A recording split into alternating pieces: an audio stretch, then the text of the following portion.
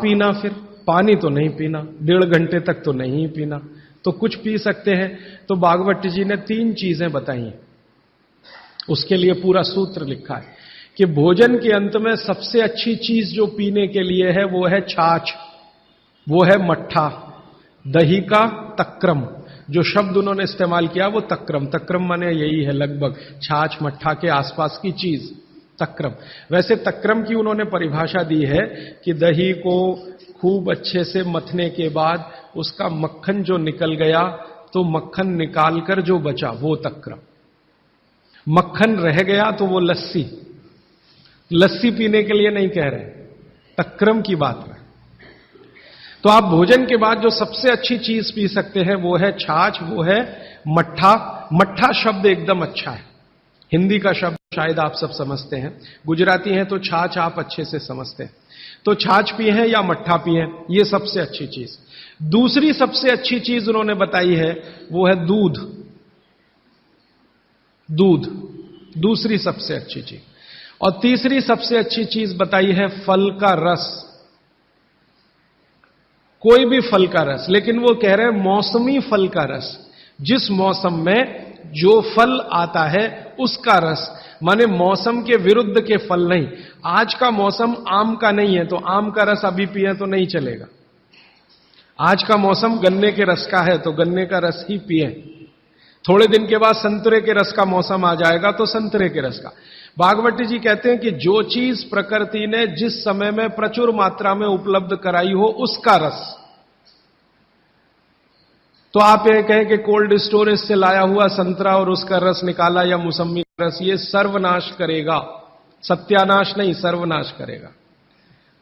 वो ये कहते हैं कि भगवान ने और प्रकृति ने आपके शरीर के हिसाब से सारी चीजों को सेट किया है, और वो कहते हैं कि भगवान ने इस प्रकृति को बनाया है तो बहुत ही सोच समझकर बनाया, एक एक माइक्रो कैलकुलेशन उसने किए, तब आपको ये प्रकृति के साथ उसने रखा है। तो प्रकृति में जब जो चीज बहुत मात्रा में हो उसी का रस, जैसे अभी टमाटर का सीजन है तो आप भोजन के बाद टमाटर का रस पी सकते हैं भरपेट। इस समय गन्ने के रस का सीजन है तो भोजन के बाद आप गन्ने का रस भरपेट पी सकते हैं। जो भी अभी थोड़े दिन में अंगूर का सीजन आ जाएगा तो भोजन के बाद अंगूर का रस पी सकते हैं, संतरे का, जब जब जो सीजन आए वो ध्यान रखना है। अब इसमें आगे एक सूत्र है वो बहुत महत्व का है। भागवती जी कहते हैं मट्ठा या छाछ कब पीना, दूध कब पीना, रस कब पीना। तो उसके लिए उन्होंने बहुत स्पष्ट और बहुत जोर देकर यह कहा है कि मट्ठा हमेशा दोपहर के भोजन के बाद ही पीना, सामान्य लोगों के लिए।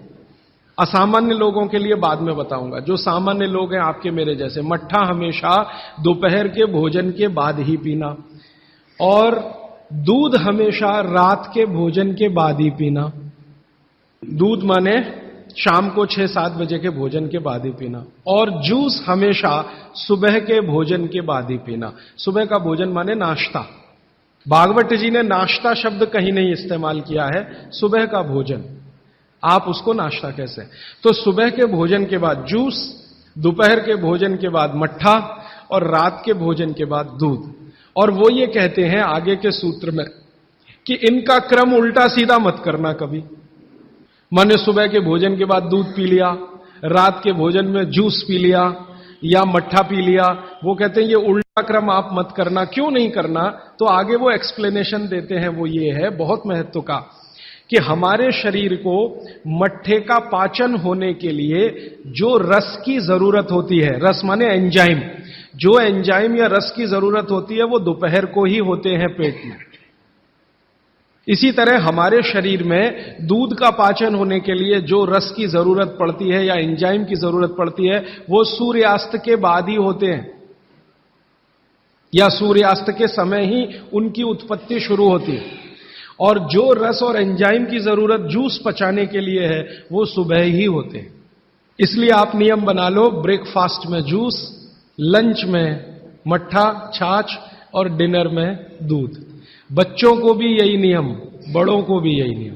अब आप कहेंगे हमारे बच्चे तो स्कूल जाते हैं दूध पीकर जाते हैं, तो बदल दो, जूस पीकर भेजो या पिलाकर भेजो। और आप कहेंगे जी पिएंगे नहीं, आप जैसी आदत डालेंगे बच्चे वैसे ही होने वाले हैं, क्योंकि बच्चे अपने से कुछ नहीं सीखते, वो आपका सिखाया हुआ है सारा कुछ। तो अब तक आपने बच्चों को दूध पीने की आदत डाली है, आज से माफी मांग लो कि गलती हो गई हमसे। अब हम आपको चाहते हैं कि आप जूस पी के जाओ। क्यों जाओ, तो उनको ये बात समझाओ, शायद समझ जाएं, वो भी समझ जाएंगे तो उनकी भी जिंदगी में ये परमानेंट हो जाएगा। सुबह के नाश्ते के बाद जूस पीना, दोपहर के भोजन के बाद मट्ठा, रात के भोजन के बाद दूध, ये सूत्र है। अभी इसके आगे का सूत्र, भागवत जी कहते हैं कि आप खाने के 1.5 घंटे के बाद पानी पिएं, क्योंकि जठर के अग्नि के प्रभाव में खाना 1.5 घंटे तक रहता है। तो पानी कैसे पिए, कैसे पिए पानी? तो हमारे यहां पानी पीने के बहुत तरीके हैं। लोटा मुंह से लगाया, गट गट गट गट उतार लिया, गिलास मुंह से लगाया, गट गट गट गट उतार लिया। क्या ये तरीका? तो भागवत जी कहते हैं नहीं, ये तरीका बिल्कुल गलत है पानी पीने का। वो कहते हैं कि पानी को चुस्कियां ले लेकर पिए, घूंट भर भर के पानी पिए, सिप ले लेकर पानी पिए, ऐसा पानी पीने का नियम। जैसे आप गर्म दूध पीते हैं ना,